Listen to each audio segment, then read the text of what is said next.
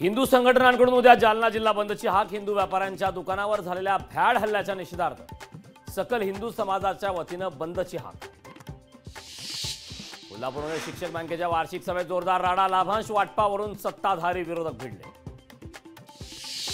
उद्यापासून 3 दिवस सप्तशृंगी देवीच्या गडावरील रस्ता बंद। सकाळी 7 ते दुपारी 12 वाजेपर्यंत गडावरील रस्ता वाहतुकीसाठी बंद।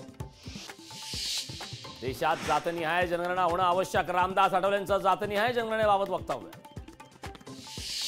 नंदुरबार जिल्ह्यात राजकीय हालचालींना वेग। अबकी बार स्थानिक आमदार अशा घोषणा। विधानसभेच्या इच्छुक उमेदवारांची संवाद यात्रेला सुरुवात। जळगावच्या चोपडात राष्ट्रवादी शरद पवार पक्षाच्या सभेत घोषणाबाजी।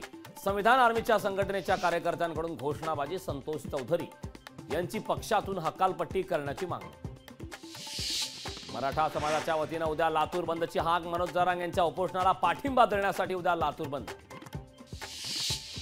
अमरावती शहरात मुसळधार पाऊस सुरू। 27 सप्टेंबरपर्यंत अमरावतीसह पश्चिम विदर्भात पावसाचा इशारा। पंतप्रधान मोदींच्या हस्ते पुणे मेट्रोचं लोकार्पण होणार। सिव्हिल कोर्ट ते स्वारगेट भुयारी मेट्रोचं होणार लोकार्पण।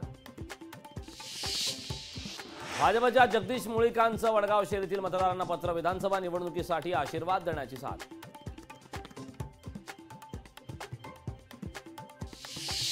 जालनाचे खासदार कल्याण काळेंनी घेतली जरांगेंची भेट। अंतरवालीतील उपोषण स्थळी घेतली भेट। कल्याण काळेंकडून जरांगेंच्या तब्येतीची विचारपूस।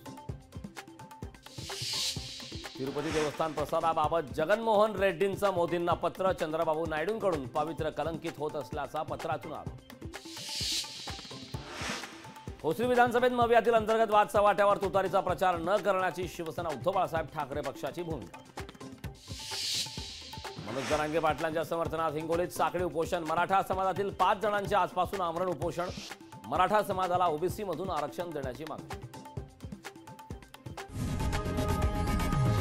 लोकशाही मराठी ऐका, पहा, जागरूक रहा।